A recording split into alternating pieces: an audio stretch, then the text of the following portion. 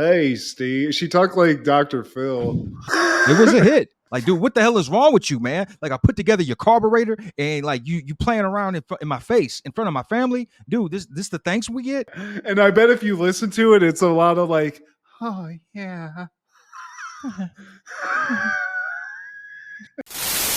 Happened in the 90s. 100 questions. Loving the 90s quiz, Steve.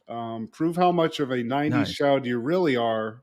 What I don't like is at one point it says from the old times. Like we're some kind of fucking geriatric fucks. I don't like that. We're back in that other century. But let's see what we do here, Steve. What was the first name of the pink Power Ranger in Mighty Morphin Power Rangers? Kimberly. You got it. In soccer, this is tough because I'm not into it. In soccer, which team won the 1998 FIFA World Cup? USA. You degenerate. It was France, Steve. France. And one more for you, Steve. Which singer had a hit with Torn? Singer had a hit with Torn. Sound like one of them Lil Fair chicks. I don't know. Possibly. You're getting warmer, I think. Was it the Osborne chick? Natalie and Bruglia. Oh, I don't know if she's Lilith Fair, but yeah, definitely 90s, Steve. So it sounds like she eats pussy. yeah, Natalie and beautiful tasting pussy, man. Like, would you say Roseanne is the greatest sitcom that's based around a woman? Let's just see what else is out there. We had I Love Lucy. Designing Women. Let's reframe that. Golden Girls is my goat, but I would say like around a single comedian, like a sitcom based around a single comedian. She was the focal point of the show. I mean, it's really this and Brett Butler, Steve. If that's what we're saying. Grace Under Fire. Hey, Steve. She talked like Dr. Phil. It was a hit. It was a hit for a minute. You know? I'm trying to think of any other sitcoms, and I'm a fucking misogynist because I really feel like those. I mean, there's other ones like Grace Under Fire. I feel is one that was that, wasn't it? Yeah, Grace Under Fire. There was Ellen. There was Mary Tyler Moore, which is I would put that above Grace Under Fire. Yeah, definitely. But I'm not into that old shit, Steve. So I mean, in the 90s, obviously yes. You know. For the 90s, yeah. I mean, I was raised around boomers, so I would even throw in I Love Lucy, man. I mean, if you're throwing in shit like that, I think it's funnier than I Love Lucy. I get why I Love Lucy is so historic and, everything. But I don't know. I'm not even a fan of Roseanne that much, Steve. You not? I love this show. I mean, it's good, but it ain't like in my top. It's all right. I watched it constantly. I mean, the fam was into Roseanne, Steve. I was watching this on every weekly basis with everybody, but it just didn't. It wasn't hitting like it was for you. Everyone has their own taste. So it wouldn't be in your top 10 for 90s like sitcoms. Martin. I mean, I'll throw crazy shit above Roseanne. I think Wings is better than Roseanne, Steve. I don't know. I mean, it probably is in the top 10, but it's not close to like the top 5 for me. Nah, not top 5. I mean, you might throw a good ass episode of Wings and fucking Lowell gets into your fucking head, Steve. I'm telling you. Yeah. That's why we've only covered Wings one time. It's so great, right? And I'm not shit. Like Wings is one of those shows from doing this show I actually appreciate. Like I could see the value in this. I don't see why it would last like 9 or about 9 or 10 seasons. That's ridiculous. Yeah, like, y'all could have cut that right off way sooner. I wonder what it was going up against because it's like, damn, what the hell? This Nantucket Airway fucking sitcom. I mean, what the hell, dude? It was just because they had. I mean, it was a bunch of hottie. It was like one hottie, couple of beefcakes. They had it all the tropes in one show, Steve. They threw it all at the fucking ceiling for white sitcoms. Fat guy, hot guy's brother, idiot, old lady who's sassy, immigrant guy that is kind of Monk. sassy. Yeah, hell Yeah. yeah, dude. Yeah, I'm throwing that. I don't know, Steve. I don't want to get in this argument because I'm trying to be like, well, what else was better than Roseanne? And I'm spacing right now, but it's not in the top 5. I'm giving you a hard stop at that. I'm putting My Brother and Me above Roseanne. I tell you that. Hell yeah. I mean, if we're including Nickelodeon, Steve, Salute Your Shorts is above that. Pete and Pete is above. I mean, Pete and Pete's like the best show ever, I guess, if we're just using kid taste. Shit. Yeah. MacGyver's better than Roseanne, Steve. Oh, I'll smoke a bag of that. Yeah. Quantum Leap. Yeah. Dude, I just watched in full the episode where he becomes a Down syndrome guy. And You saw it? Yeah, I'm retarded. It's so fucked up. It's so great. It's 90s, Steve. They were just trying. And I bet he helps out that guy in some way. I don't remember what he did at the end, but I just remember that look and the amount of coke that they did while writing that must have been insane. Now take a look at Randy. Dude, they're doing like key bumps off their hand. They're like, dude, what's the craziest shit you can think of? We're going to write it. I'm telling you. All right. Oh. He's going to have Down syndrome. He wakes up, he's got Downs. They're like, there's no way Bakula is going to be down for that. And then they just keep blasting off, dude. I just caught that pun. There's no way Bakula's going to be down with that. I don't know if that was intentional, but it was not, but I'll take it. I appreciate it. This is Steve G and Mad G with Happened in the 90s, a show where we talk about what happened in the 90s. So get out your dead man walking, your dead man on campus. And welcome to season 5 of Happened in the 90s.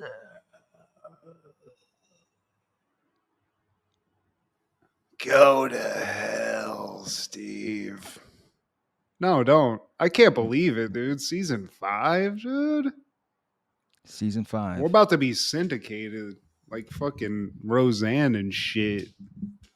5-5, man. Thank you to our faithful 5 who consistently watch our show and listen to our show. Yeah. Yeah. We know you're out there. And we're at whatever insane asylum or halfway house that you're in, God bless. Today, my friend, we're talking all things January 2nd in the 90s. Starting off in 1990, Roseanne is airing Season 2, Episode 13, Chicken Hearts. Roseanne tries to improve her relationship with her teenage boss by inviting him home for dinner. This would be a nightmare. This would never happen. I don't know why you would do this, but this would be my nightmare. And I actually had to kind of live with this where you have like a young person as your boss. I don't know if you ever had to deal with something like that, but it ain't easy, Steve. Oh, yeah, man. And I wanted to get on this episode, man, because this shows the essence of Roseanne. And like, I think the lore that attracted most of America at this time, man, in 1990. This was, I think, #1 sitcom in America. I mean, she was everywhere, Steve. She was Michael Jackson for a minute, you know? The Cosby Show, they were still killing it.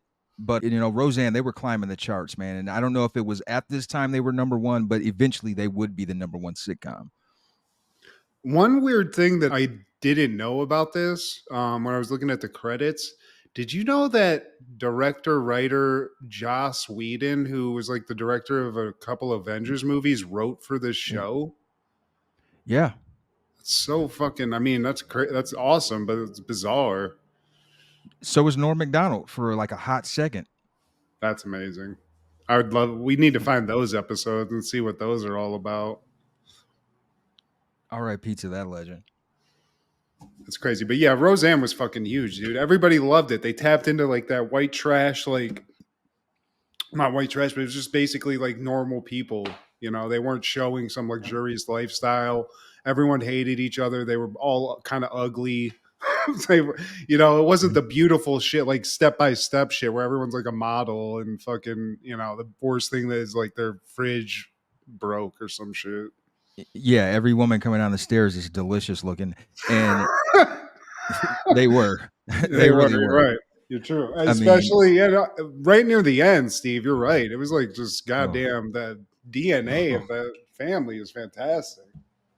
yeah, and I think the Connors, they were relatable, man. They were working class, and it wasn't your typical sitcom. Like it was a break from the norm because Cosby Show. The big gripe a lot of people had with that show is that it wasn't relatable. Like the mom is a lawyer, the dad is a doctor, they're affluent, kids are going to college, and they got a nice brownstone in Brooklyn. You know, great material, but like we don't live that life. We don't even know people like that. Well, even like Fresh We Prince, it's like it's a judge. It's fucking. They're living in a mansion and shit. There's a relatable character that's coming from something not that, but yeah, it's like Yeah. that's all they ever did. There was no living in a trailer, living in some house that looks like shit, and having like just exactly what they did. I mean, she was that, and she was like, I mean, she was on SNL and shit. It was just like she got there. But we I knew mean, if you, it's like looking at Danny DeVito. You look at that person, you're like, if you didn't know who it was, you'd be like, that person's going to be a movie star. You're like, you fucking stupid. Okay, that's not going to happen. No, Hollywood will not allow that. right. There's always an exception, man. But yeah, we all knew some Connors growing up. Oh yeah, still do. Might be related to some, but it's a good show. I'm not shit talking it, like saying it's a terrible show. I'm just saying in the realm of a top 10 show. It just for me, taste wise. But I do think that this episode specifically, it's got everything that you want in a good Roseanne. Yeah. Dan steps up, gets a little tough. Roseanne gets a little sassy. They get to fuck with somebody. The whole family's in on it. Yeah. They're all, and it's one of the few episodes I remember or I've seen, where the Connors are full unit. They're not infighting. Everyone's cool, and they're just like, fuck this guy. This guy's a douche. They're all in unison, man. Nobody wins when the family feuds. Yeah, nice, nice. I like that. We get all up in this episode, Steve, and Roseanne's getting ready for work, and she's got like 1,000 things to do on a list, Steve. She's going through it. Dan's not giving a goddamn. He's got other shit to fry. He doesn't give a shit. And But then, Dan, I'm gonna have a bikini wax. So what did I just say? Something about turtle waxing your bikini? God damn. God, she sounds a lot like Nick Nolte when you think about it. She hates her job. She's recently found herself unemployed, got a new gig at a chicken shack, Steve. It's basically KFC in the hood or whatever. It's like Church's Chicken. Kinda. Pretty much. Yeah, and she works for a little maggot. And Dan suggests, "Why don't you get another job?" Oh yeah, Dan. Which one? They're all taken. Margaret, she's running England. Vanna's spinning the letters. So I mean, what else do I do, Dan? And she's like, dude, just cook. Okay. I got to go to the staff meeting. You got to do dinner. He's like, I don't know how to fucking cook. She's like, look, this is how it works. And this is a great introductory class into cooking. You take stuff out of the cold box and you put it into the hot box, the oven, Steve. Two steps. You can't fuck it up. She's got to get to this company meeting, which I love, Steve. This is another thing I hate about working company meetings. Bullshit. We all hate them, but sometimes you got to go. She's here, and you're thinking Roseanne's probably got some old crotchety boss or something. No, Steve. It's a pimply faced teenager. It's a slap in the fucking face. Still in high school, and he's telling them about their appearance. And you need to start coming in with iron shirts, iron pants. Get your mom to do it if you need to. And Roseanne chimes in, "What if your mom has really bad rheumatoid arthritis?" I don't care uh, who irons it, just iron it. yeah. Be clean. People are waiting 5 to 6 minutes for their food. Can't exactly call it fast food, can we, ladies? He's trying to be big dick these people. I couldn't handle this, Steve. This is hard. And we find out that Roseanne's scheduled to work Saturday, but per their previous agreement, she's not supposed to work on weekends. He says, I'm sorry. I gotta have somebody there that's fast. Gives her kind of an up here where he's like, you're one of the fastest employees we got, so I gotta have you on Saturday. She's like, I can't. I gotta fucking work. Like, that negative attitude is going to get you nowhere. And she was like, this is nowhere. And then he basically tells her, like, you're paid to follow my orders. And then they leave it at that. They come back to Roseanne's house and they're testing out Avon products. One of her homegirls is an Avon sales lady. And they suggest that Roseanne butter Brian up, treat him a little better. And even when Dan comes in, he mimics those same thoughts. Like, hey, you don't have to suck up to him. Just, make them feel important and keep your personal opinions to yourself. So treat him like my husband. Yeah. And her stepmom's like, also is like, you're one of the most manipulative people I know. She's like, you're a sinister fucking villain. You got this, So I'd quit, Steve, but it might be more fun and juicy and petty just to fuck with this guy for a little bit. But her family's like, come on, make him think you like him, make him feel good, and then fucking get what you want, a little honey. Play the game. And they keep calling him Little Maggot. I guess that's his alias around the house, around the Connor household. And a side note, that there's a coworker of Roseanne's who's just like a true suck up. He's over there taking notes. Oh, what's that, Ryan? What temperature? Sure, boss. She also has she has like a buddy that's also kind of like she talks to and stuff. It's not complete misery, but that guy's name's Andrew. He's a douche. We've all had that too. I mean, we've all worked in a place where it's like, Jesus Christ, dude, have a little bit of dignity. But this is high level chickening, Steve. You never know what you're gonna get. We cut back to the chicken shack, and that same guy, Andrew, he's just kissing ass. That Mustang, that's a nice one, man. Like, hey, my dad runs a car wash, and if you tell him I'm your friend, then you can get a free car wash. Well, do they air dry it or they use towel? Man, whatever you want, man. Just tell them you're my friend. I'm not your friend. Then that Right. guy just fucking kills himself. But then we cut to later, Steve. Andrew is all calm and cool and collected out front. But Roseanne walks into his little back office and he's like fucking around with this little thing. And he's all verklempt, Steve. He's all worked up. He can't put a carburetor together. And if he doesn't, he's going to flunk shop, Steve. And if he flunks shop, he loses his job. And if he loses his job, he loses his car. Without his car, he's nothing. Absolutely nothing. Do you know how many fucking backstage Bettys he gets with that Stang, Steve? He wasn't getting them with the Stang. Yeah, you're right. Yeah, I mean he is a twat. Roseanne's like, you know what? I know a guy could put a little carburetor together, lickety split, help you out with that, and maybe you come over for dinner because that guy's my husband. And dude's down, but this is a recipe for disaster, Steve. We all know it. We know what Roseanne's all about. It's not going to work out the way you think. I mean, she had well intentions. She thought everything was going to go fine. He would show some gratitude to getting his carburetor fixed, and she'll get that Saturday off. But she announces that Brian Kamen is coming to visit, and Becky, she's like, "Goofy, doofy ass Brian Kamen." No, my manager Brian Kamen. Oh shit! You mean ate a piece of dookie, Brian Kamen? Dookie mouth? So he's being called maggot. Fucking the kids hate him. Brian, this is his only thing, Steve. This power trip he has, it's all he's got. That and that sweet, beautiful Stang that he's got, that's it. Right after that, Jackie comes in and she was like, wait, your boss, the little maggot, he's coming over? Hold up, Roseanne. I got to stick around for this. And Roseanne, she's just trying to get her out of there. Like, you go to report to work, Jackie. Go bust another DUI, Jackie. But she's like, I guess you can stay. Brian, the fucking flying Brian's coming over, and we're having his most favorite meal of all. And Jackie's like, "What's that?" And it's just some wieners, Steve. Wieners. Just some boiled ass fucking hot dogs, Steve. Hot dog water and all. Can't go wrong with that, man.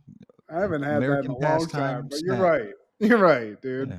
But it doesn't look pleasant. Jackie's trying to be petty here, Steve. I wouldn't appreciate that. I'll be like, I'm trying to get this fucking weekend off, bitch. Don't fuck this up. It's ridiculous to go through these links just to get a Saturday off, anyways. But Dan, he's aware of the plan and he's not really a fan of it, man. He's just like, dude, he better bring his own tools. This is gonna be in and out. Yeah. I had to buy this bullshit ass root beer because this kid can't fucking drink, and I gotta eat these fucking stale ass wieners that we had in the fridge. Shits are like 8 months old. But it's just putting a carburetor together. And for Dan Connor, that's just a walk in the park, Steve. He doesn't give a fuck about that. That's easy work. So whatever's clever. He's trying to help his boo out. So Brian gets there and, he goes to the same school as the kids. I mean, he doesn't really seem to know them. There's some confusion here, Steve. He sees Becky first and he's like, you look familiar. You go to Lanford, right? Yeah. Fifth period lunch, right? Yeah. And then before that goes further, Dan chimes in. He's like, hey, Dan Connor, nice to meet you. Hey, man, meet me in the garage. Because we got some weenies on the fucking stove. So let's get it. I need to get this weenie out of my house. So they go into the garage, and this is Dan Connor. So this would be terrifying because I'm like, is this guy going to fucking shoot my ass? He's not coming off friendly, dude. He was like, let's go. Yeah. He's very demanding. Yeah. So they get in the garage and he just comes straight with them, man. Like, let's talk man to man here. I don't want to be a shop teacher, and you sure as hell don't want to be a shop student. So what I'm going to do is just put this together for you. You take the credit, and yeah, everything cool? Yes. That's a dream come true for a fucking scammer, dude. I'd be like, are you kidding me? Yeah. And I don't have to have this bullshit ass dinner with this fucking family? Hell yeah. I want to talk to you about my wife. Wait, sir, I've never came on to your wife. And That's just what like, it was. Okay, good. But what I want to tell you is that, man, my wife cannot work on weekends. Well, I need her. She's the best worker I have. I need her on Saturday. Well, her Yeah. job needs her here home too on Saturday. This And I dick think needs they to kind get of sucked. On that Saturday that part. morning. And I think they just leave it at that. Before they leave the garage, Brian does agree with them. He's like, hey, schedules can be changed. So they cut back to Brian, I think later in the evening. He's sitting there talking to the Connors, Roseanne and Dan, and he's just glossing over himself about this stinger. It's like, when I first saw this stinger, man, it was love at first sight. And Roseanne has a little aside to Dan, like, oh, so I guess that's what real love is like. How much is he getting paid at this fucking chicken job, Steve? I know he's a manager, but to buy a fucking car, I mean, god damn, Brian. I mean, according to him, all the women are crazy for it too. But that's when Becky comes up and she just got this look like, girls don't like you. What car? They don't even see that. They don't even know he has that Stang, Steve. They thought that was a cooler kid. You know? Right. Even in it, like, you're still a goober. But Roseanne, she wants to have a talk with Brian this time. And they go in the kitchen and she's like, I wanted to invite you so that you can see the importance of my family, how important they are to me, and getting the weekend off, how important that is to me. And he was like, well, all right, so you can't work weekends. You can't work Saturday. So I guess there it is. You could pick up your last check. And God then damn. that's when Dan comes in and he takes it to another level. Like, dude, what the hell is wrong with you, man? Like, I put together your carburetor and like you playing around in my face in front of my family, dude. This the thanks we get. I had to do your homework for you, and now you fire my wife. He gets really in his face, man. The kids are there; they're like kind of rooting for their dad. Like, no, beat his ass. That would be cool, honestly, if he just did. Just a family whoop, like, beat down. But that's crazy, dude. I mean, especially for the shitty job this is. I mean, this is crazy power trip this kid's on. Like, especially now, I'd be like, well, yeah, well, of course you can have the weekend off. Some giant ass dude threatened to whoop your ass. Yeah, but this scene is why, like, I wanted to cover, man, because like this Dan, like, I don't think you ever really see this in a sitcom dad where they, Heathcliff Huxtable, he might get a little perturbed if Theo cheated on his test or something, but take it to this level, like with Al Yeah, Bundy, uh, like it was comical with Al Bundy, but like he was serious.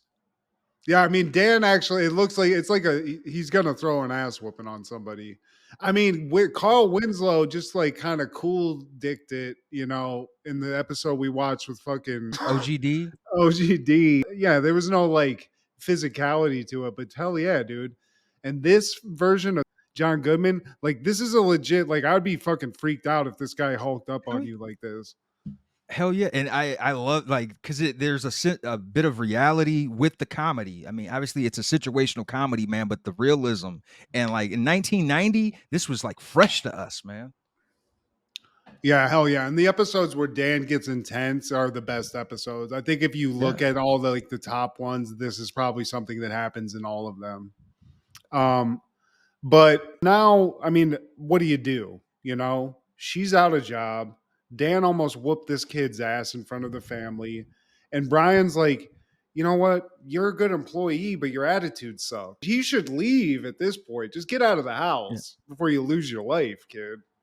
Like we spared you, man, and you still talking shit. But on his way out, Dan's like, you know what? You don't want to leave your carburetor, and it's just taken apart. And then I think Becky, she gives him the coil springs, and then Darlene follows that up with your secondary, whatever the hell that means. I don't do cars. What is a Roseanne, carburetor, Steve? What the fuck is that? shit. Let's call Dan Connor. Hell yeah, dude. But you know what? Fuck it. You don't want to give away your dignity to work at KFC. That's a lesson to anybody. If you got a fucking job like this and a boss like that, leave. You don't need to be there. So at least she didn't have to go to work. She knows like it's over now. Just get that last check and you're good, Roseanne. So later, Dan, Roseanne, they're killing a bottle because that's what you do after you get fired. They're on the couch, just chilling. In there. Yeah. Oh yeah.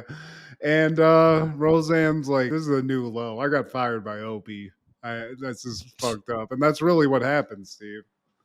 You know what happened after this episode, Steve? He lost that car.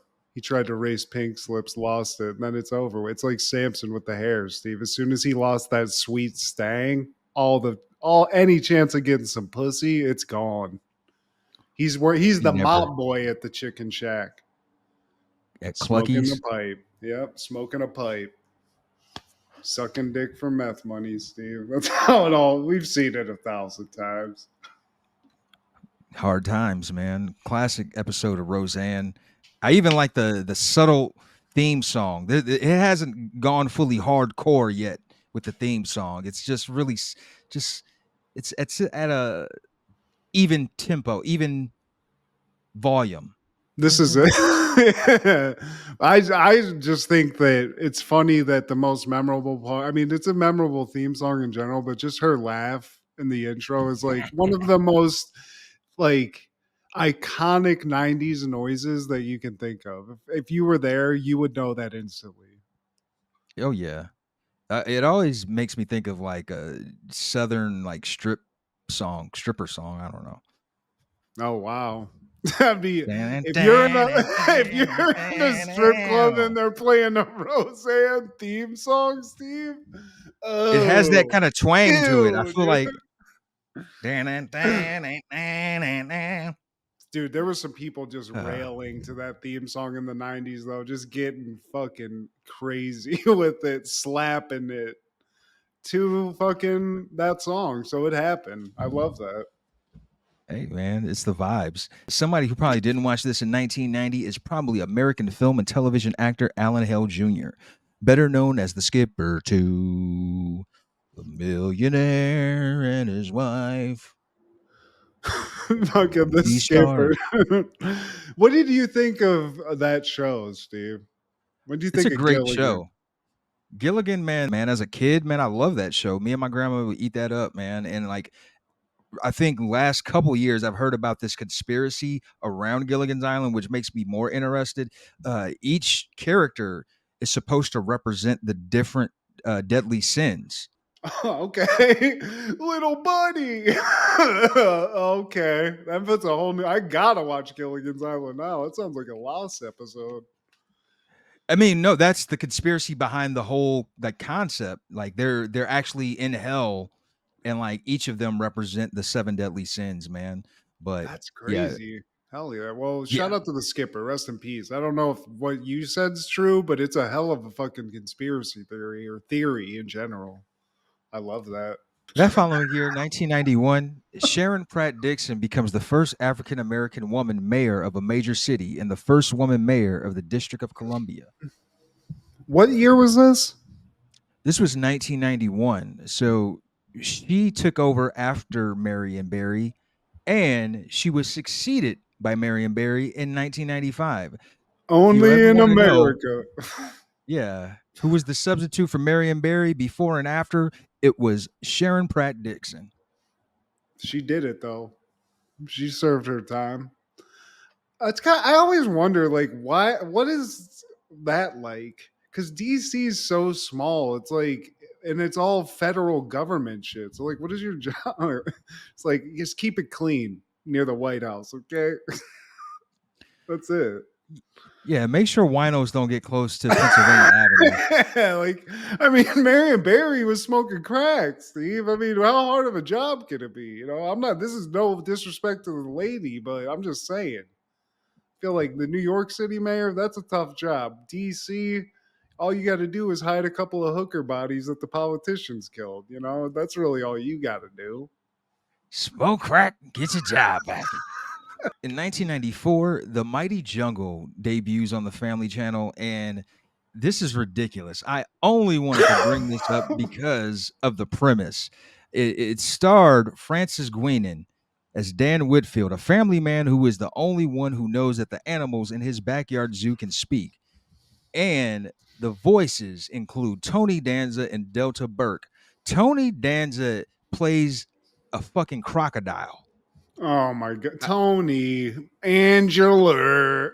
Okay. Moaner. If that's What not worth the my money, hell? I don't know what is. And pardon me, it's not a crocodile. He's an alligator. He's the voice of an alligator. So imagine an alligator with Tony Danza's voice. Like, come on now. How did this not last? How long did it last? One season, 26 episodes. What the? They got 26 episodes out of this? And Delta Tony Burke. Danza? Delta Burke is a toucan. Come on. They could have squeezed more Duke episodes out of this. Yeah, I mean, come on now. They could. What was the premise again? He's a zookeeper and he has like a zoo in his backyard. He's a family man and he's the only one that knows that the animals can talk. So it's kind of like some 90s Mr. Ed shit, but with It's different like animals. Dr. Doolittle. Isn't that Dr. Doolittle, Steve? Could the animals talk in that? I think he could understand the animals, so they were talking to him, maybe. But salute. They got fucking Tony Danza. playing an They alligator. got the yeah, dude. You didn't even get to see the fascia, Steve. Just his vocals. That's crazy. I mean, shame on you, Disney Channel. No, Family Channel. Family Channel. There was nothing really great coming out of that, though, Steve. That was just kind of a. That Yeah. wasn't good. That's like the 700 Club channel, you know? It was like Christian TV and that. We never watched the Family Channel. Had I known this hidden gem was there, I would have at least chimed in. Shit. I see Tony Danza. I'm signing up. I'll at least give it a watch. For sure. dude. Moaner. Angela, I'm an alligator now. I used to box. You remember Taxi?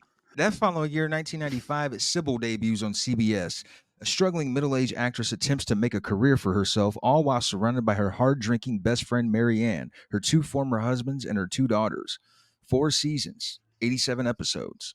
My in my parents definitely watched this show for sure. For sure, I tuned out obviously, but Sybil's sexy. I mean, you know, at the She time, was. she was a nice little tenderoni, Steve.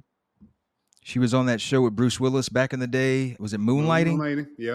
Yep. Yeah, so she was fire, man, and it could have went longer, but she was a part of that less Moonvis scandal, I guess.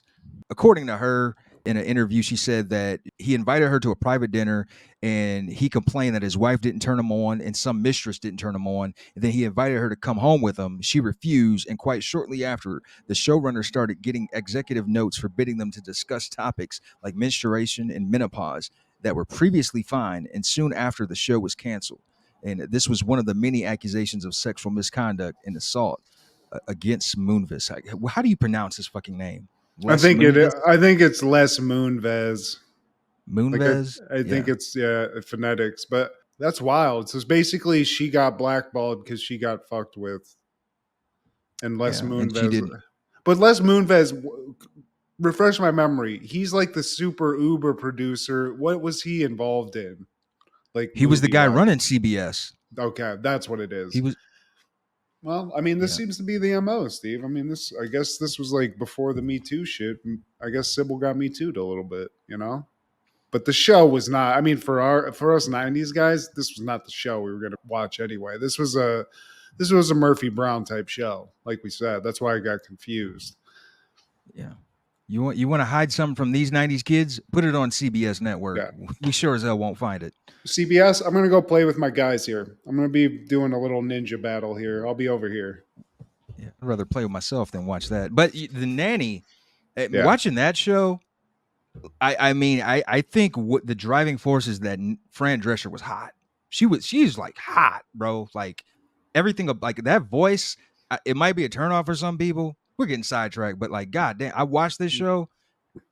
I mean, God, she's I'm not sexy. hating on it, Steve. I think she's fine. The Man, voice. I mean, you can have that. Fran Drescher. Steve loves you. There you go. She's the get the flashy juice girl with all from them. Flushing, Steve. I mean, and you hear it too. I bet she's a screamer, Steve. It's gonna sound weird.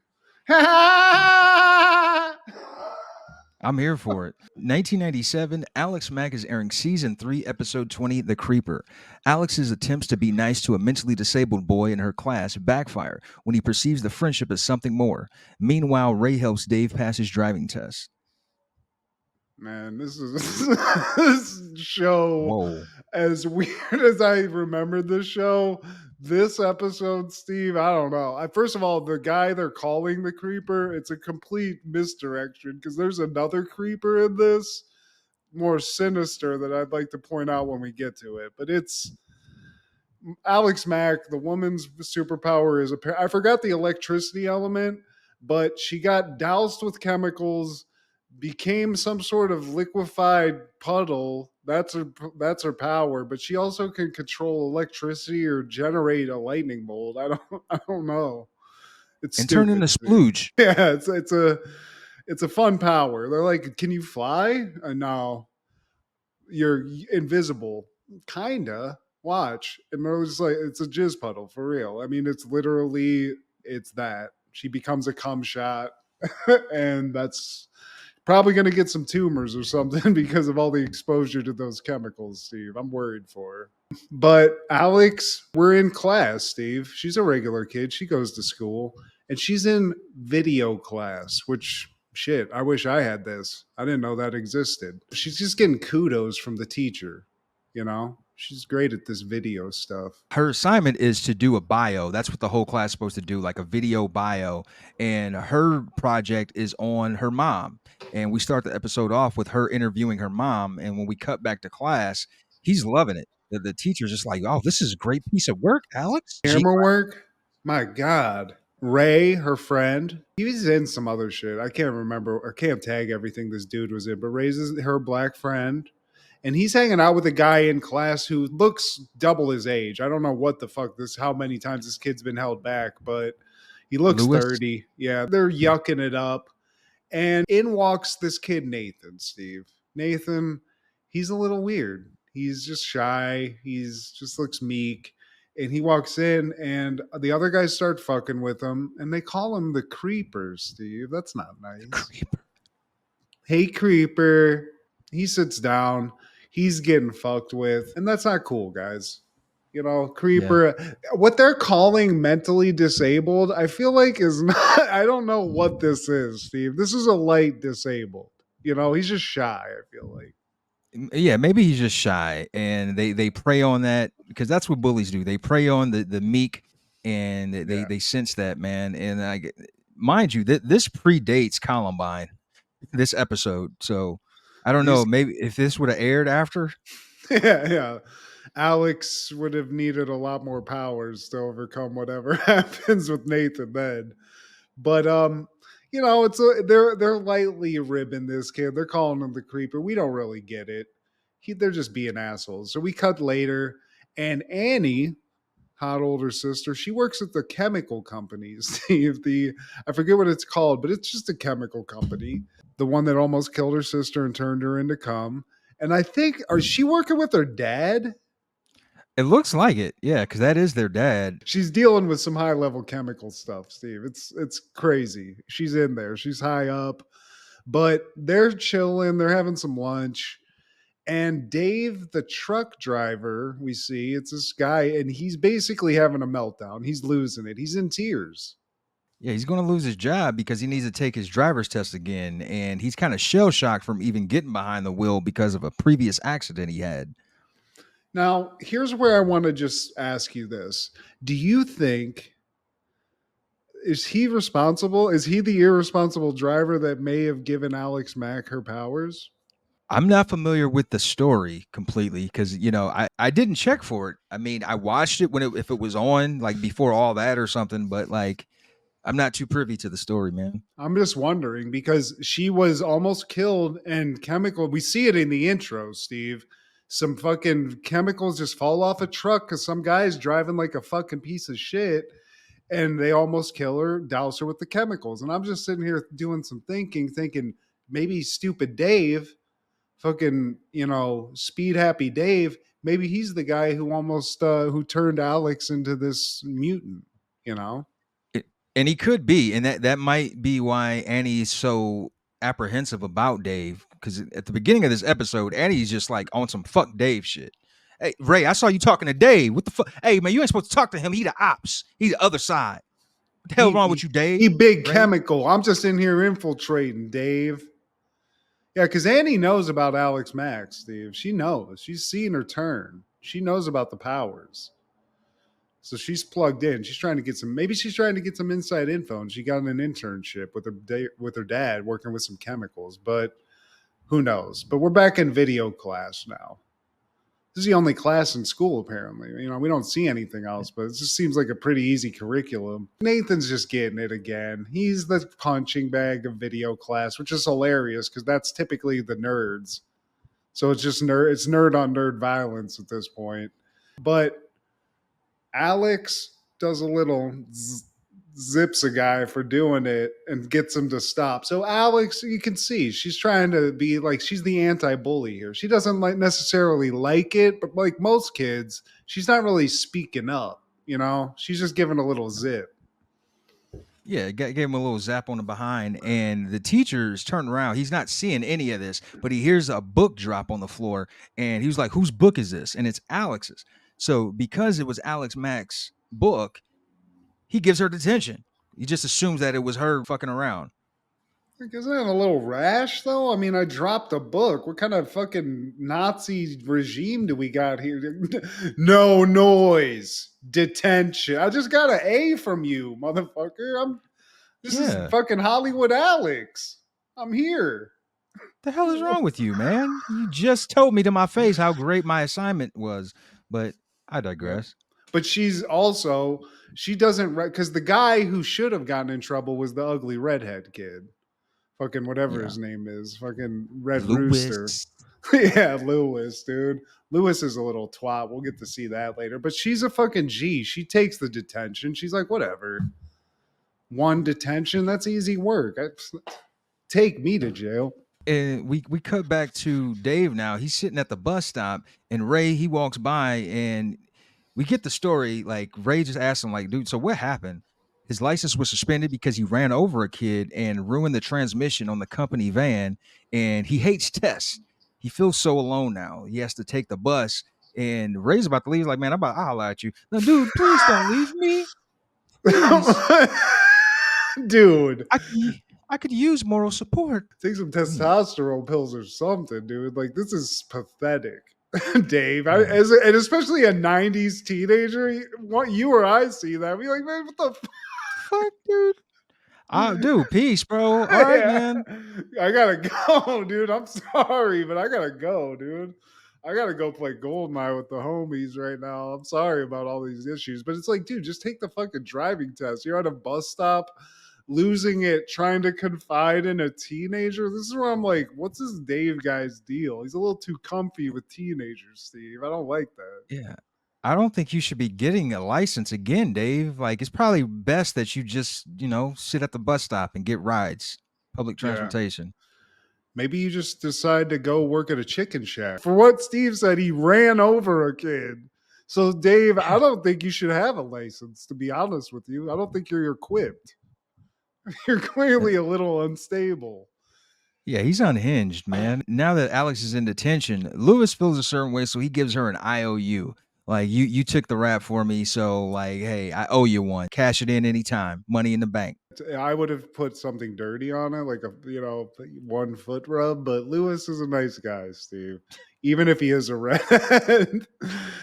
She has to eat this detention. She goes in, and basically, as she's going in, or as she's talking to Lewis, the creeper walks in. So she's got to share a detention with the creeper, And what did he do, Steve? I guess he gets a detention every time he doesn't change his clothes in PE, and I guess that's every day because he doesn't want to change his clothes. So I guess he just gets regular detention. I What feel kind so of bad for school? Nathan. Yeah, dude. What kind of school is this? A detention? I mean, Jesus Christ, dude. Nobody wanted to change in front of each other at a certain point. I Yeah. mean, like that was my experience, but Nathan, Alex, they're in detention. Nathan's obviously shy, so Alex is just fucking around with like equipment, like doing TikTok dances in front of a camera, basically, Steve. I think she's singing bingo. Yeah, and we find out that Nathan has a hidden talent. He can play that piano pretty well, man. And she's like, "That's really good, Nathan. Like really, really good." Oh, now she's singing bingo. I'm hard now. Thank you. You're nice, Earth female. Nathan doesn't talk to people a lot, but Alex is cool. The teacher actually just leaves them alone, and like this is not a detention, Steve. This would have been Yeah. great. I would have loved this when I got detention. I had to have some old guy just fucking leer at me for an hour. I didn't like that. Yeah, I know who you're talking about. The guy that apparently he was like a pro golfer or some shit that they always said. Okay. All right. Yeah, that's why you're doing this. Sure. We cut to Ray and Dave now. Ray and Dave are just homies now. I don't get this. Ray, I don't get it.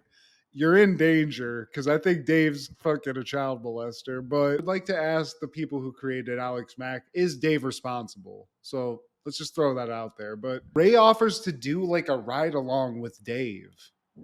And it's like, dude, are you trying to get fucking abducted, bro? Yeah, He has a truck, dude. a van. I think at that. I mean, this is not a good look. But as he's doing this ride along, Annie sees Ray.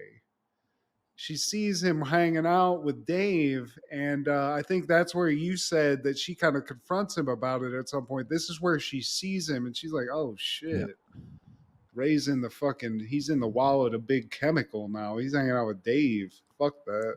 And we cut back to Lewis, and he's making a video of himself because he already announced that his video is going to be called Me, Myself, and I.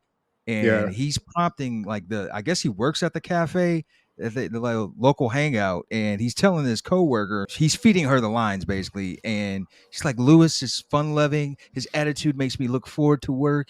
And then while that's going on, Nathan walks into the video. 4 bear claws, por favor. Thank you so much.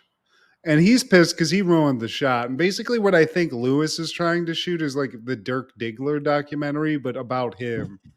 Where eventually it's just him in like sunglasses. Like, basically, I'm just the best. This is Lewis. Thank you.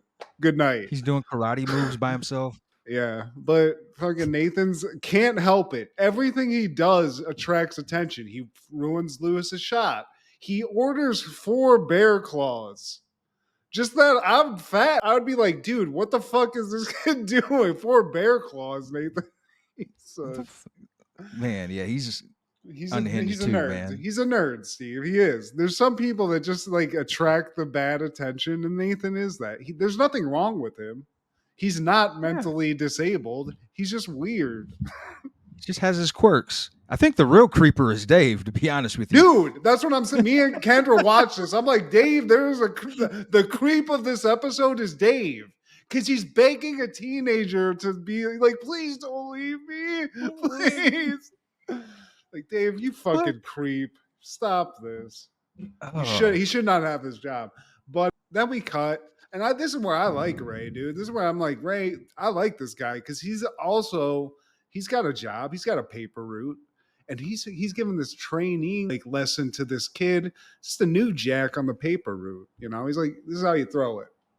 You know, side, avoid dogs, don't hit windows. You're gonna be fine, kid. Let me see your form. He's a good guy, Steve. the flick of the wrist. And as he's doing that, Annie walks in and she's like, "Look, Ray, I got to talk to you. You can't be spending time with your new friend. You know who I'm talking about. We can't trust him. Dave."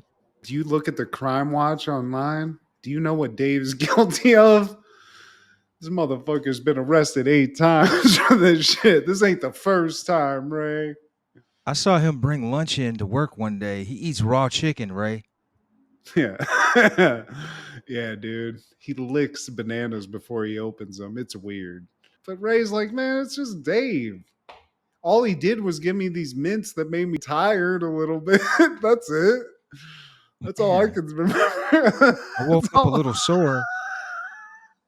Right after that, Ray he goes and tells Alex about what's going on, and so they're walking, they're talking, and Nathan he's sitting there just eating these bear claws.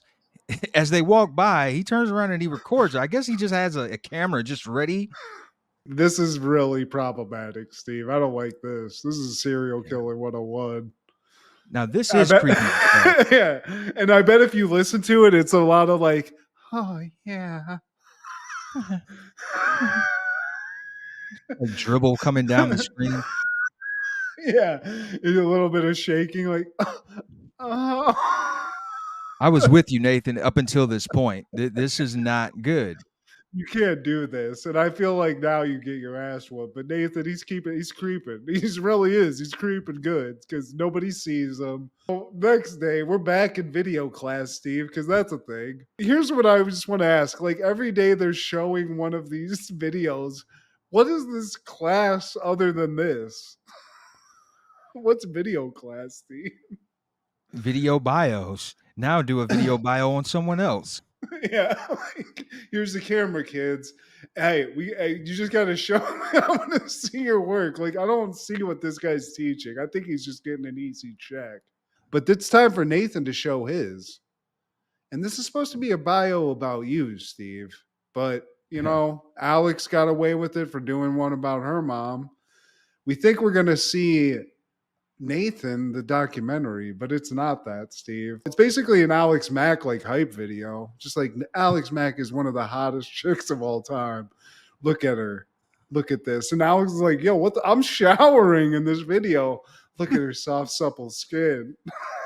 Yeah, his verbiage is very creeper too. So you're losing points, man. Hopefully this episode ends before, you're thrown into the dumpster, Nathan. But the most beautiful nifty girl, she wears pants, dresses, and clothes. She moves with the grace of a deer. And she's very funny too. Bingo. Like, Yeah. He even stole the video she did. I guess she didn't know this camera was on, but Nathan got that video, edited that in. So Alex is pissed, basically. You know, she's seeing people laugh because she's looking a little bit goofy.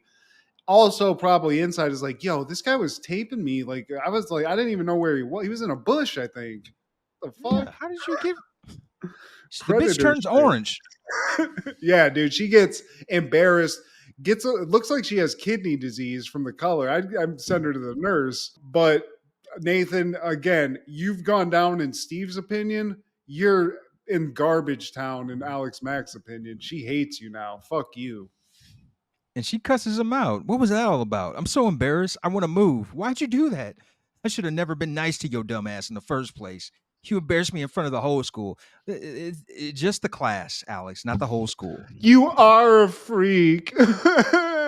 Bitch, you turn into cum. You should be thankful he didn't get footage of that. Cut to the chemical company again, Steve. Big Chem. And Annie overhears Dave talking to somebody on the phone, and he's super happy. He's got his new friend Ray. He's talking to somebody on the phone. He's like, dude, this Ray kid, he's opened up my mind. He makes me feel like I feel like a man again. It's like, dude, Dave needs to be arrested right fucking now, dude. Where's Annie, Chris call Hansen the when you need him? cops. Yeah, dude, that's fucked up. Dave's into Ray. I don't know. He's calling people, and he'll be even happier if he passes that driving test. He'll get a raise, and he'll be able to pay for somebody's hip replacement. I'm assuming it's his mother. I didn't catch that, but this is where we see like the sad side. He's a little broke. He's trying to help people out, possibly trying to maybe quell some demons inside of him that make him want to touch kids. Who knows? But he's going through it, you know. Send some money to his family, and Annie hears this, and she has a change of heart now because she looks at him as a person now. Yeah. Because he made a phone call. He wasn't even talking to anybody, Annie, dummy. He's just trying to get you to think he's a good person. But then we cut to the donut shop, because the donut shop apparently in this show is like the juice bar in Mighty Morphin Power Rangers. It's the hangout. It's the chill. And the owner's Max. very cool. She's kind of like an older lady. She's friendly with all the kids. Alex is eating her feelings. She's eating a crawler because she feels embarrassed. She sees the creeper coming in because this guy it's a daily order for this kid. He's got to have a bear claw. She turns into a puddle of cum, goes under the seat, the booth. He orders it and leaves. But I think Nathan saw her do that, Steve. I'm saying that right now. I just don't think he says anything. Well, he saw her under the table. Like she turned into cum and got up under the table, and then but I think he saw her turn into cum, Steve. That's what I'm saying. I think he saw it and it was just like, hey, Alex, I know you're cum. Okay. I think I'm putting that out there. But then we cut to Ray, and his trainee is killing this paper game. He might be the best, Steve. With Ray's training, he will be. This is where Annie tells Ray, I think, about her change of heart. She's like, look, maybe he isn't weird. I don't know. I heard him on the phone. I was wrong. But I got to be honest with you, Annie. You weren't wrong. You were just wrong for the reasoning. You just didn't know who Dave really was. You know? Yeah. Thank God. Then we cut to Dave, and he gets a telegram. I guess this is the 90s. So he gets a telegram from Ray, and Ray says that he got transferred and he won't be able to make it to Dave's driving test. So now Dave's back to being in the dumps. Like, I won't have my moral support. Ray! Telegram, though? What the fuck is that? It's on a Pony Express message to Dave. Stop. I'm not going to be there. I can't be your friend anymore. Stop. Yeah. That's weird. 1890s or what? Yeah, but he's in tears again. God knows if he can pass that test. He's in shambles. But cut to Nathan's house.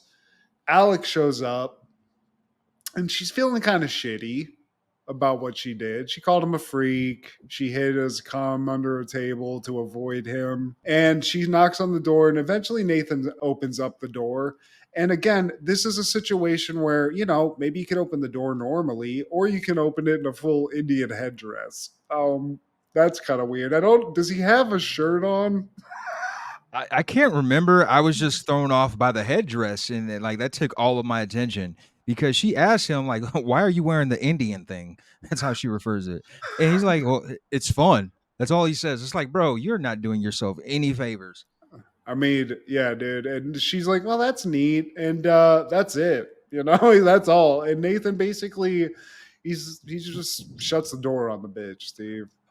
But she does tell him that, I apologize and you're actually a neat person, but I do think it would have been better had you told me beforehand that you were going to do this bio on me. A decent heads up, that would have sufficed. And he just doesn't know what to do with that information. So he just stares at her awkwardly as he only knows how to do. And then that's when he shuts the door. And now it's Dave's time to test. But he's stuck on the P and the R. He can't get between the P and the R. Like I'm telling you, Dave should not have a license.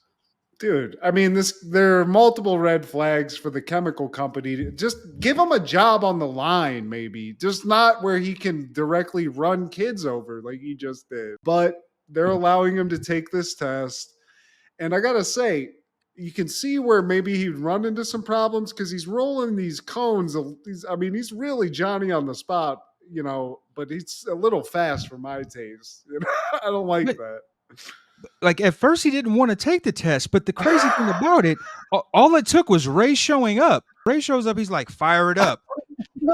Yeah. Let's give it a go. Like, Dave, you are a weirdo, bro. Yeah, dude. This kid he just needs Ray around. He's like, you're my lucky charm, Ray. You can't go. I gotta go to college, man. Like, what's going on? No, you can't. You can't.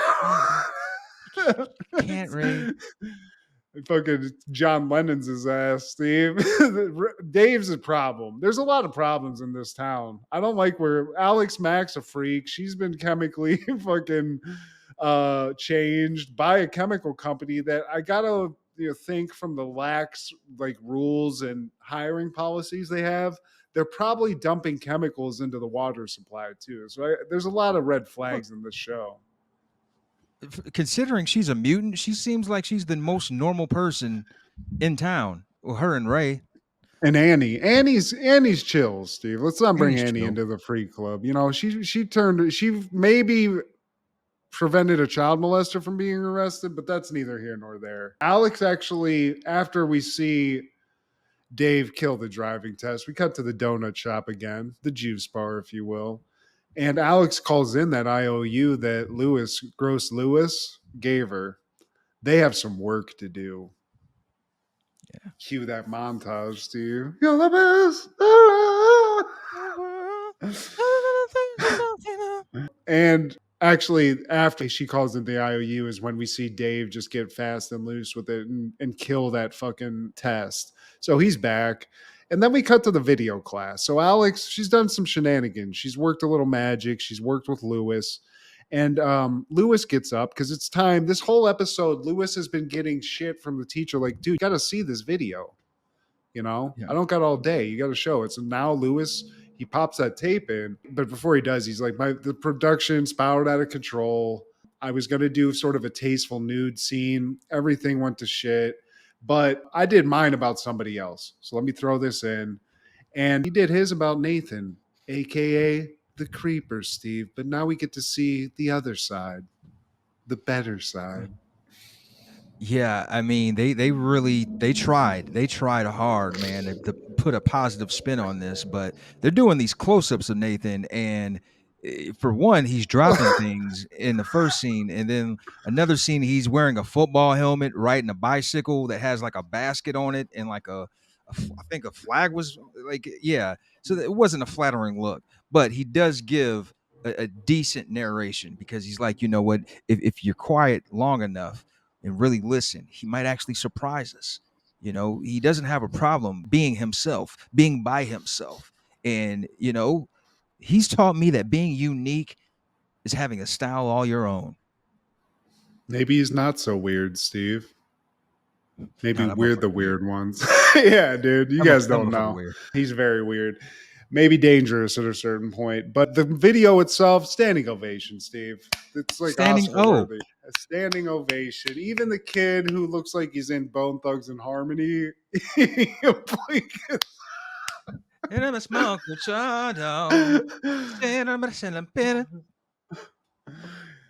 This video dumb should have been gone.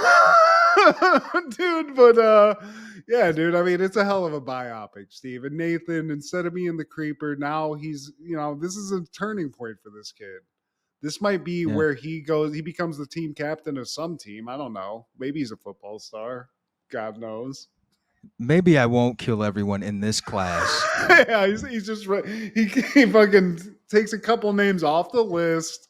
Yeah. But TBD, because shit, the dude's coming out of his house in a Native American headdress. Shit's only gonna get worse from here, Steve. You know? Yeah, that boy ain't right. But I mean, for what it's worth, man, it's a good episode. We never really talk about this show. This is our first time talking about Alex Mack. And, because I watched it at some point in the 90s, we're like, man, let's give her a shot. It's a It was just like a show that was a show to get to another show. There's a lot of Yeah. those where you're like, yeah, I'm gonna watch this because after this, Are You Afraid of the Dark's on? Or some other great show that we wanted to watch. But this, I was never a huge fan. But shout out to Alex Mack, dude. You were one of the first superhero mutant kids. And while you may have almost been killed by a kid who is weird, you had a show on Nickelodeon. So salute to you. 1999, The Jersey debuts on the Disney Channel, and it would air for 3 seasons, 64 episodes. And this is a show I feel it missed us, man. If it was earlier in the decade, we might have latched on to it because the concept itself is cool. It's kind of like a kid's quantum leap. The Okay. the show had several athletes, and basically the jersey, the importance of the title, you put on a professional ball player's jersey and you become that person. And they would have Damn. guest stars from Michael Andretti, Terrell Davis, David Robinson, Tony Gonzalez, Shannon Sharp, Donovan McNabb, Tim Couch, Michael Strahan, Kurt Warner, Stephon Marbury, Jerome Bettis, Cordell Stewart, Junior Seau, Scott Steiner, Booker T, Eddie George, Randy Johnson, Tony Hawk, Layla Ali, Peyton Manning. So that right there is cool enough, man. And like I said, if we were younger, I think I would have watched it. But Yeah, hell yeah, dude.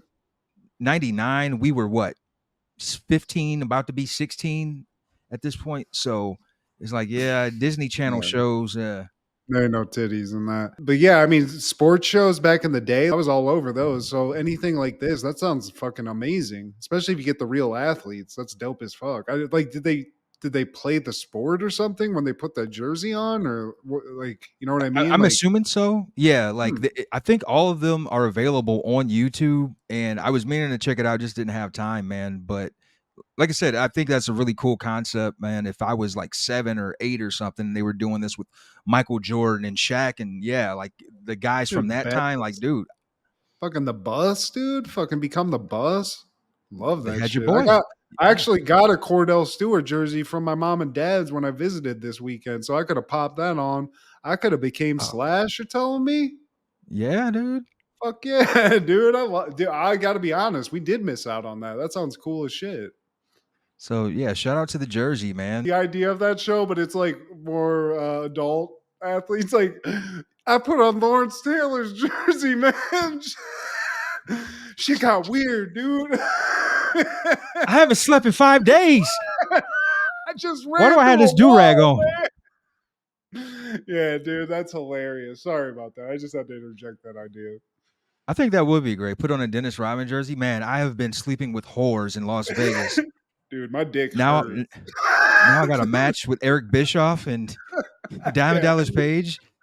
fucking Rodzilla, dude. And the Rodzilla era, I would have loved put on that NWO. This show could work for anything, Steve. Let's do it with wrestling. Let's get that Yeah, man, WWE on the fucking horn. giving us some ideas, man. But any Oh yeah. callbacks, canker sores, or takeaways? Well, we've been doing it, and I've been celebrating Christmas. Happy holidays, everybody! But I just decided to just dig my hand into my little baseball card emporium that I've developed here. Just some randos, and I'm telling you, these are 1, 2, 3, 4, 5, 6. I got 8 random cards, and I think all these are hitters in one way or the other. We're just gonna go rapid fire. I got a Dennis Rodman Pistons card. Ooh, Sorry. That's tight. And for the Cavs fans and all of us, I got a Mike Price card. ooh. Mike Price is Fucking nice. Robert Parrish, dude. The Chief. The Chief, dude. And this guy, I just like the look. I don't necessarily think he's a great player, but he's an ugly player, and I support that. Utah Jazz's own Mark Eaton. Yo, Looks, Mark Eaton he was a legend, bro. Like he was a part of those early Stockton Malone teams, and he was consistently like a leader in blocks. Before we had Mutombo, we had Mark Eaton. He was swatting people left and right. Cause I think he was an abnormally sized player. He wasn't like your typical 7 foot 7'1". He might have been like 7'2", 7. How he tall was was he? 7'4", Steve. Seven. Almost Yeah. 300. God damn. So he would have a lot of blocks where he's literally just standing underneath the rim, and like he would get his blocks like that a lot. Dude, this motherfucker had in his rookie season 275 blocks, Steve. Back Yeah. in 82, 83, when we were just coming out of the veg. So Mark I Eaton guess was a problem. shout out Mark Eaton, Steve. I apologize to Mr. Eaton. I didn't know. Oh Um, yeah. Moses Malone, Steve. Fucking Moses Malone, Moses. another Hell another yeah. legend. And this was just another ugly guy. I don't think you're gonna have any facts on this. This guy's just wild look. Scotty Brooks. Scotty Brooks, he was actually a part of the Rockets championship team, man. I think he was on both 93 and 94. Scotty Brooks, he was the coach for the Thunder when he had a young Kevin Durant, Westbrook, and James Harden, man. He was the coach of those really good Thunder teams. So yeah, Scott Brooks, man, he's a champion. He NBA supplied, champ. he supplied according to Fleer 90, he supplied a spark off the bench for the 76ers in 89-90 and finished second in three-pointers. So dude had a shot too, Steve. He could make it rain. And speaking of three-pointers, just a young Reggie Miller, just looking just Oh, straight faded up, Steve. This is straight. He doesn't even have like the tight, like little zips in it. This is nah. young Reggie, Steve. This is That's 3 fresh off the years in. porch. Hell yeah. Yeah. And then just one baseball one, legend Ozzie Smith. Ozzie Looking Smith, kind of yeah. young. He was in the game for a while. So I'm just saying, those are random. So I think the next time you come here, I'm going to pay you in weed and beer, and we're going to drink and just find the good cards out of here and try to make a bunch of money off of it and supply our podcast with some shit. You don't have to pay me, man. Being my friend is enough. But Oh, all I got, man, okay. All right. all I got, man, is two things, man. I want to say R.I.P. Before the end of the year, we lost Ricky Henderson and character actor Art Evans. Art Evans, he was actually in Die Hard 2. We actually talked about his squeaky voice. He's the squeaky voice, like little black guy. That's all in. He was in a lot of stuff. Oh, okay. Hell yeah. All right. He was in The Wiz. He was in various episodes of great sitcoms we watched in the 90s, and he was the dad on he was Chris Rock's dad in CB4. So RIP to both those legends. Ricky Henderson was, to me, when I first started watching baseball, like a superhero. He was like, to me, like a Michael Jordan kind of like baseball player, to where like that's a actual human. Like how do you do? He's the all-time leader in steals, and like he had so many different methods of like stealing on first, stealing on second. Hell, I wouldn't be shocked if he stole home a couple times in his career, man. But bona fide legends, both of them. And I want to call attention to Missionary, the new Snoop album. Some time has passed since it came out, but that's great. I love Dre and Snoop getting back together. They never miss when they collab. And also Redman, he just dropped his last week, Muddy Waters 2. And these are two 90s legends still in deep in their bag, man. I always say, like, real artists, they age like fine wine. You don't get worse with time. If you're a real artist, man, you just pick up on a lot of things and you just keep giving back to the masses. So shout out to Snoop and Redman. But please like, share, subscribe, and comment. Please tell your sister to SRD. Check out Food Show Fanatics as well as Crushgasm and our guy Clark the Shark on Podcastle. This is Steve G and Mad G with Happened in the 90s. Matt was the fat kid, Steve was the flat kid. Life wasn't always great, but you know what was? The 90s. Happened in the 90s. Yeah! Bam.